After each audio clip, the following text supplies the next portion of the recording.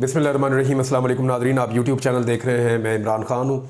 इमरान खान साहब का एक इम्पॉर्टेंट स्टेटमेंट है, उनकी बहन ने भी कुछ अहम बातें बताई हैं, उनके ऊपर मैं बाद में आता हूँ। लेकिन पहले बलूचिस्तान की सूरत हाल पर हम बात कर लें।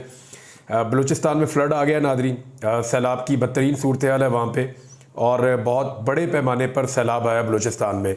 अब तक की जो इन्फॉर्मेशन है उसमें 10 के करीब जो अज़ला हैं बलूचिस्तान के, उनको आफत ज़दा करार दे दिया गया है, और वहाँ पे बहुत सारे घर टूट गए हैं, लोग जो हैं वो जाँ बहक हो गए हैं। 29 लोग जाँ बहक हुए हैं अब तक, जो सरकार के आदाद शुमार है उनके मुताबिक, यानी जो वाक़यात रिपोर्ट हो सके, क्योंकि बलूचिस्तान में बहुत दूर दराज तक इलाके हैं और इन्फॉर्मेशन पूरी तरह पहुँचती भी नहीं है। बेशुमार इलाकों में इंटरनेट नहीं पहुँचता, टेलीफोन नहीं पहुँचता, बात नहीं हो पाती, बहुत बैकवर्ड एरिया है, फिर सेहत की फैसिलिटीज़ भी नहीं है, तो जो लोग ज़ख्मी होते हैं उनके लिए भी बचना मुश्किल हो जाता है। मैंने बलूचिस्तान में जब ट्रैवल किया था तो मुझे याद है, मुझे बहुत सारे माजूर अफराद हमें मिले थे। फिर हमने दोस्तों के साथ मिलकर काफ़ी सारी व्हील चेयर्स वहाँ पहुँचाई। तो मुझे वहाँ लोगों ने बताया कि यहाँ जो जिसको चोट लग जाती है, जिसकी हड्डी टूट जाती है, वो नॉर्मली फिर माजूर हो जाता है, इसलिए कि यहाँ अस्पताल बहुत दूर है, पंजाब ले जाना पड़ता है, और वहाँ तक ले जाने की सकत इन लोगों में नहीं है, ऐसी फैसिलिटी नहीं है। तो यहाँ मकामी तौर पे कोशिश करते हैं, तो ज़्यादातर लोग जो हैं वो माजूर रह जाते हैं। तो ये प्रॉब्लम वहाँ पे तो है। अब इस वक्त अलर्ट जारी किया गया है बलूचिस्तान में, जो इलाके ज़्यादा मुतासर हुए हैं, क्योंकि बहुत ज़्यादा बारिशें हो रही हैं मौसमियाती तब्दीलियों की वजह से। 2022 में एक फ्लड आया था, आज ठीक 2 साल के बाद 2024 में भी हम वैसी सूरत हाल का सामना कर रहे हैं। कल्लात में, ज़ियारत में, सोबतपुर में, लसबेला में, आवारान में, और कच्ची में, जाफराबाद, अवस्था मोहम्मद में, लोरालाई में और चागी में भी जो है वो इन अज़ला को आफत ज़दा करार दिया गया है, और पीडीएम में वहाँ पे इक़दाम कर रही है इस वक्त। और जो गैस पाइपलाइन है वो कई जगह से सैलाब के पानी में बह गई है, उसकी वजह से कई इलाकों में जो है वो गैस की फराहमी मुअत्तल हो गई है। इसके अलावा जो लोग वहाँ पे जाँ बहक हुए उनकी तादाद 29 है, जिनमें 17 बच्चे अब तक रिपोर्ट हुए हैं, और एक खातून के बारे में रिपोर्ट हुआ है कि वो भी जाँ बहक हुई हैं। और अभी तक जो लोग मुतासर हुए उनकी तादाद 1,09,603 है, और 858 मकानात मुकम्मल तौर पे तबाह हो गए हैं, जबकि लगभग 14,000 मकानात को जुज़वी तौर पे अब तक की रिपोर्ट के मुताबिक नुकसान पहुंचा है। बहुत सारी फसलें तबाह हुई हैं। तो हमारे बलोच बहन भाई बहुत मुश्किल में हैं, लॉ एंड ऑर्डर के वहाँ बड़े मसाइल हैं, वहाँ पे सिक्योरिटी फोर्सेस एक ऑपरेशन भी कर रही हैं। उसके बाद ये कुदरती आफत है, बहुत ज़्यादा बारिशें हुई हैं, सैलाब बहुत ज़्यादा आया है, उनका नुकसान हो रहा है, तो पूरे पाकिस्तान को उनके साथ खड़े होना चाहिए बलूचिस्तान में। अब आ जाए, इमरान खान साहब का एक स्टेटमेंट है जो बहुत इंपॉर्टेंट है, वो मैं आपके साथ शेयर कर देता हूँ। इमरान खान साहब ने जो बात की वो ये कह रहे हैं कि ये अडियाला जेल में जो केस उनका चलता है, और आजकल आपको पता है केस चल रहा है अल-कादर यूनिवर्सिटी वाला, जिसमें इमरान खान साहब को सज़ा सुनाई जाएगी, क्योंकि जो भी केस अदालत में चलता है उसका एक पैटर्न है कि इमरान खान साहब को वहाँ पे सज़ा सुनाई जाती है, और बाद में ये केस चला जाता है हाई कोर्ट में। जब जजेस मेरिट के ऊपर सुनते हैं तो सबूत होते नहीं वहाँ पे, क्योंकि मीडिया मौजूद होता है, उसको रिपोर्ट किया जाता है हर चीज़ को, और कंट्रोल्ड इन्वायरमेंट नहीं होता, तो वहाँ इमरान खान साहब बरी हो जाते हैं। तो यही एक पैटर्न है, वही हम देख रहे हैं। इमरान खान साहब ने कहा कि अवाम को सियासी जमातें इकट्ठा कर सकती है, फ़ौज नहीं कर सकती। अगर ऐसा होता तो मशरकी पाकिस्तान कभी नहीं टूटता। हाँ, वहाँ पे फ़ौज मौजूद थी बहुत बड़ी तादाद में, और बाद में उनको बंदी भी बनाया गया था इंडियन फोर्सेस की जानिब से। जब पाकिस्तान दो लख्त हुआ था तो ये पाकिस्तान के लिए एक बड़ा मुश्किल दिन था, बड़ी मुश्किल सूरत हाल थी। 16 दिसंबर 1971 याद है सारी कौम को। अब उसमें ये है, वो कह रहे हैं कि फ़ौज इकट्ठा नहीं कर सकती मुल्क को, अवाम को सियासी जमातें इकट्ठा कर सकती हैं। अगर ऐसा होता तो मशरकी पाकिस्तान ना टूटता। पीटीआई वाहिद जमात है जो अवाम को मुत्तहिद कर सकती है। और इमरान खान साहब के बारे में अगर आप देखें तो वो हमेशा वो ये नहीं कहते कभी भी कि मेरे पंजाबियों, या मैं पंजाबियों से मुखातिब हूँ, या मैं पठानों से मुखातिब हूँ। हुकूमत उनकी खैबर पख्तूनख्वा में बनती है, पंजाब में भी बनती है, इस मरतबा भी वो जीते हैं, पिछली मरतबा भी जीते थे। वो चाहे सिंध में जाएँ, चाहे बलूचिस्तान में जाएँ, चाहे गिलगित बल्तिस्तान में जाएँ, चाहे कश्मीर में जाएँ, कहीं भी जाएँ, इमरान खान साहब के खिताब करने के 2 तरीके हैं। मैं आपको भी बताऊँगा, आपको याद आ जाएगा। एक तो वो सिंपल कहते हैं मेरे पाकिस्तानियों, मेरे पाकिस्तानियों, लेकिन जब वो स्पेसिफिक एरिया में मौजूद होते हैं तो वो इस इलाके का नाम भी लेते हैं, वहाँ के लोगों को थोड़ा सा अंगेज करने के लिए। जैसे अगर लाहौर में वो खिताब कर रहे हैं तो वो कहेंगे लाहौर मैं आपको ये बताना चाहता हूँ, या पेशावर में तो पेशावर या कराची, मैं आपको ये बताना चाहता हूँ, या मैं आपको ये बात क्लियर करना चाहता हूँ, इमरान खान साहब का ये अंदाज है। लेकिन वो हमेशा जब एज ए होल मुखातिब करते हैं तो वो मेरे पाकिस्तानियों कहते हैं, तो सारे पाकिस्तान को मुखातिब करते हैं। और अगर इस वक्त कोई एक आदमी है जो पाकिस्तान के चारों सूबों में, पाकिस्तान की हर इकाई के अंदर, आज़ाद कश्मीर के पहाड़ों से लेकर चित्राल के पहाड़ों तक और वहाँ से लेकर कराची तक और गवादर की बंदरगाह तक, अगर कोई एक आदमी वाहिद पूरे पाकिस्तान में मकबूल है और अवाम के अंदर उसकी पजीराई है और हर सूबे में, हर शहर में उसका वजूद है, तो वो इमरान खान है। देखें ना, पीपल्स पार्टी महदूद होकर रहेगी इंटीरियर सिंध तक। MQM जो है वो तो वैसे ही ख़त्म हो गई है, ज़बरदस्ती उनको सीटें दिलाई गई हैं, लेकिन फिर भी आप बड़ा जोर लगाएं तो मैक्सिमम MQM जो है वो कराची की एक जमात है, छोटी सी। अब PMLN जो है वो सिर्फ सेंट्रल पंजाब के अंदर थोड़ी बहुत उनकी जगह बची है, वो भी वहाँ ख़त्म हो गए। ANP जो है वो खैबर पख्तूनख्वा के कुछ इलाकों की जमात है। हाँ, फजलुर रहमान साहब की जमात जो है वो खैबर पख्तूनख्वा और बलूचिस्तान की जमात है। कुछ जमातें जो है वो खाली बलूचिस्तान की जमातें हैं। लेकिन इमरान खान साहब की जमात आप देखें कि वो हर जगह पे मुकाबला करती है, पहले नंबर पे ना आए तो दूसरे पे आती है। बलूचिस्तान में उनके लोग जीतते हैं, सिंध में उनके लोग जीतते हैं, शहरी सिंध में उनके लोग जीतते हैं, पंजाब पूरा वो जीतते हैं, खैबर पख्तूनख्वा में वो क्लीन स्वीप करते हैं, आज़ाद कश्मीर में वो अपनी हुकूमत बनाते हैं, गिलगित बल्तिस्तान में वो अपनी हुकूमत बनाते हैं। आज पाकिस्तान के हर चप्पे चप्पे में इमरान खान साहब जो है वो सबसे मकबूल लीडर है। तो ऐसा लीडर मुल्क को जोड़ सकता है, ये मेरा एनालिसिस है। लेकिन इमरान खान साहब क्या कह रहे हैं, उन्होंने कहा कि मुझे मुल्क के लिए जो सबसे बड़ा चैलेंज नज़र आ रहा है वो मईशत है। पहले सुना था 50 साल में सबसे कम सरमायाकारी मुल्क में आई, अब पता चला है कि इस साल तारीख की सबसे कम सरमायाकारी मुल्क में आई है। यानी पहले 50 साल का रिकॉर्ड तोड़ा, अब पाकिस्तान की तारीख का रिकॉर्ड तोड़ दिया कि आज तक पाकिस्तान में सरमायाकारी कभी पाकिस्तान में इतनी कम नहीं हुई जितनी अब कम हो रही है। ये इमरान खान साहब का दावा। उन्होंने कहा मुल्की आमदन है नहीं, कर्ज बढ़ रहे हैं, मुल्क तबाही की जानिब जा रहा है और सियासी अदम इस्तेहकाम और दहशतगर्दी का बढ़ना खराब मईशत की सबसे बड़ी वजह है। देखिए, इस्तेहकाम नहीं है, लोगों को कॉन्फिडेंस नहीं है, कारोबारी ज़िंदगी चल नहीं रहा, लोग हड़तालों पे जा रहे हैं, मुल्क छोड़ के लोग बाहर जा रहे हैं, सरमाया पाकिस्तान से निकाल के बाहर मुंतकिल कर रहे हैं। तो ऐसी सूरत हाल में आपको कर्जे लेने पड़ेंगे, लेकिन कर्जे आपको कोई दे नहीं रहा क्योंकि आप पहले ही कंगले हैं। कोई कर्जा देने से पहले सोचता है ना कि भाई ये कर्जा वापस कैसे मिलेगा। हाँ, भीख या खैरात तो लोग दे देते हैं गरीब समझ के। यानी आप अगर सड़क पे जा रहे हैं, कोई भिखारी आपको मिल गया तो आप उसको पैसे देते हुए कभी नहीं सोचते कि इसका मुझे कोई रिटर्न मिलेगा। आप ये सोचते हैं कि मुझे अल्लाह इसका अजर देगा, मैंने खुदा तरसी की है, मैं जानूँ मेरा रब जाने। वो तो आप कर देंगे। लेकिन अगर कोई आदमी, गरीब आदमी आपके पास आ जाए और आकर कहे जी मुझे 1 करोड़ रुपया दे दें आप, मैं आपको पैसे वापस कर दूंगा कमा के, तो आप पहले ये देखेंगे उस पर काबिलियत है या नहीं। फिर आप देखेंगे कि जनाब इसको मैं 1 करोड़ दे रहा हूँ, इसने लोगों का 3 करोड़ पहले देना है, मैं जैसे ही इसको 1 करोड़ दूंगा ये उनका 3 करोड़ वापस करेगा या मेरा 1 करोड़ कमा के वापस करेगा, और इसको कमाई भी आती है या नहीं आती, इसका ट्रैक रिकॉर्ड क्या है। तो पाकिस्तान इस सिचुएशन में है। हमने कोई 10-12 अरब रुपया मुल्कों का भी देना है, डायरेक्ट अरब डॉलर जिन मुल्कों का देना है वो हम रोल ओवर करवाने की कोशिश कर रहे हैं। इसका मतलब ये है कि हमने जो आपके कर्जे वापस कर रहे हैं उसमें हमें और टाइम दे दें, हमें ताखीर दे दें, इसमें इसको मुलतवी कर दें, अभी पैसे वापस नहीं कर रहे, बाद में कर देंगे। वो आपको करना होगा। फिर आपको मजीद कर्जा लेना होगा या कोई घर की चीज़ बेचनी होगी। सऊदी अरब ने वैसे ऑफर किया कि सोने की कानें आप हमें दे दें रेकोडिक वाली, उसके बदले में हम आपको कुछ पैसा देते हैं, अपने अकाउंट में आप रख लें, हम आपको उधार तेल भी दे देंगे। तो लेकिन आपको घर की चीज़ें बेचनी पड़ेगी ना, पाकिस्तान के एसेट्स आपको बेचने पड़ेंगे। PIA को बेचने की कोशिश करते हैं, वो लेने के लिए तैयार नहीं है, लेकिन कहते हैं कि अक्टूबर के आखिर में बिक जाएगा। वो इतनी बड़ी लायबिलिटी है कि जो भी खरीदेगा उसको पहले साल में ही लगभग 80 अरब रुपया ऊपर खर्च करना पड़ जाएगा। दुनिया भर की एयरलाइंस मुनाफा कमा रही है, पाकिस्तान की एयरलाइन खसारे में जा रही है।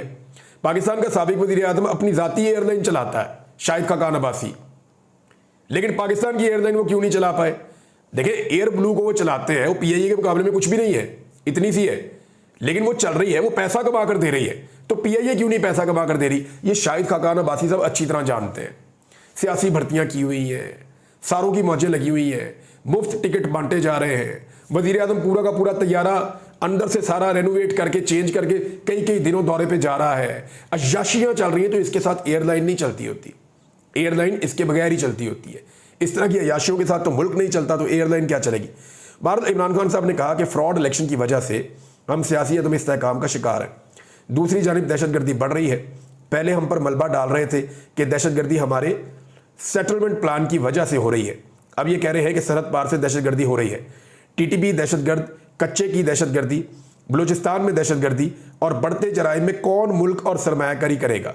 यानी जो आप सिचुएशन रिपोर्ट कर रहे हैं पूरी दुनिया में, इतने भी ऑपरेशन, उधर भी ऑपरेशन, उधर भी ऑपरेशन, उधर धमाका, उधर बंदे इस तरह के इन्वायरमेंट कोई बाहर से आएगा पैसे लेकर। मैं आपको एक कहानी बताता हूँ। पाकिस्तान के एक बहुत बड़े बिजनेसमैन है, बहुत पैसा उन्होंने पाकिस्तान से कमाया। मेरे ख्याल में पाकिस्तान में सबसे ज़्यादा पैसा उस बिजनेसमैन ने कमाया।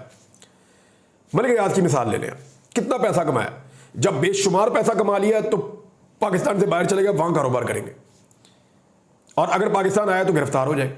ये पाकिस्तान की पॉलिसी मुझे समझ नहीं आती कि जो हमारे पाकिस्तान में जिन लोग हैं वो पैसा उसको बाहर भगा दो और जाने दो बाहर, पैसा भी बाहर जाने दो, और जो बाहर वाले उनकी मिन्नतें करो कि जी पैसे लेकर पाकिस्तान में आओ और आकर यहाँ पे खर्च करो पैसा।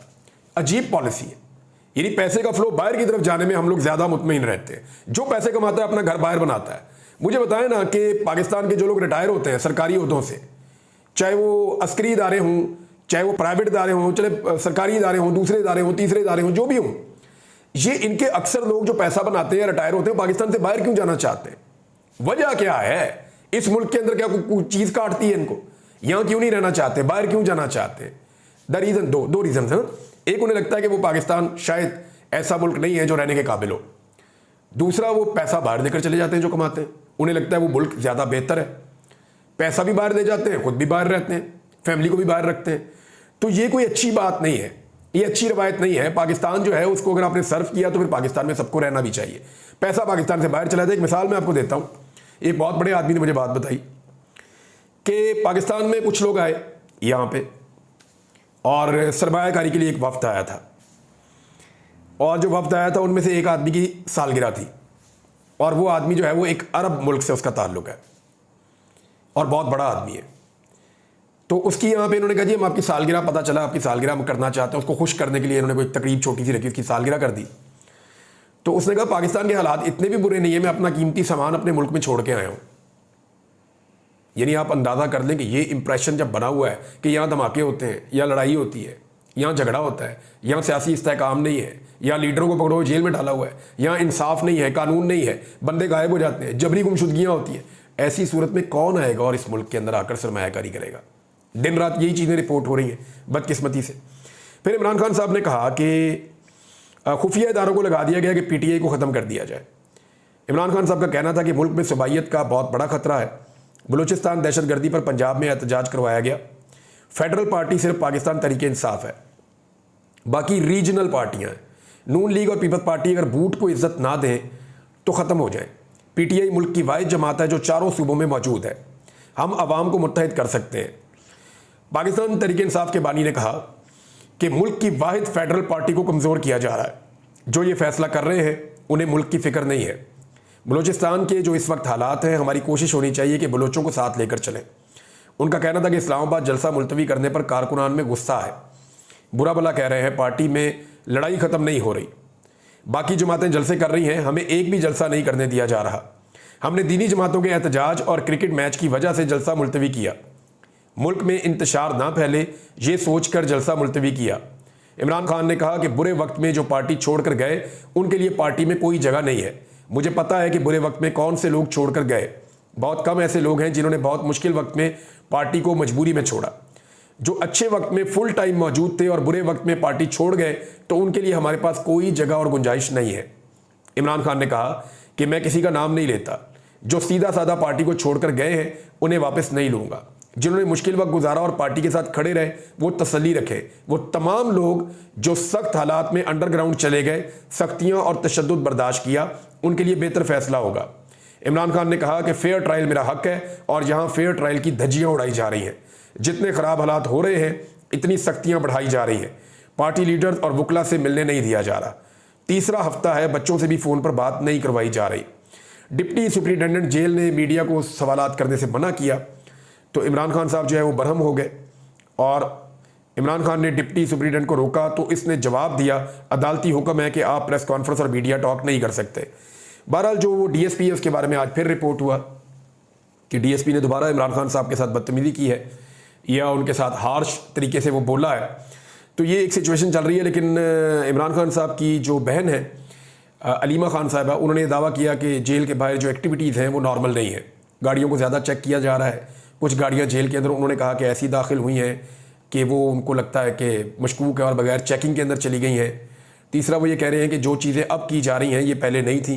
तो इस पे पाकिस्तान तहरीक इंसाफ के लोगों को और अलीमा खान साहिबा को तशवीश है, जिसका उन्होंने इजहार भी किया है। एक और खबर है नाज़रीन, बहुत छोटी सी खबर रिपोर्ट हुई है लेकिन ये बहुत बड़ी बात है और इसका बड़ा फड्डा बनेगा। खबर मैं आपको पहले पढ़ के सुना देता हूँ। डॉन ने इसको रिपोर्ट किया है। खबर यह है कि वजीर खजाना पंजाब है मुश्तबा शुजाउर रहमान, उन्होंने एक इंकशाफ कर दिया या उनके मुंह से हो गया अचानक। अच्छा, हो सकता है कि उन्होंने ये इंकशाफ जानबूझकर किया हो। उसका रीज़न ये है कि मुश्तबा शुजाउर रहमान मियाँ शहबाज शरीफ के बहुत करीब है।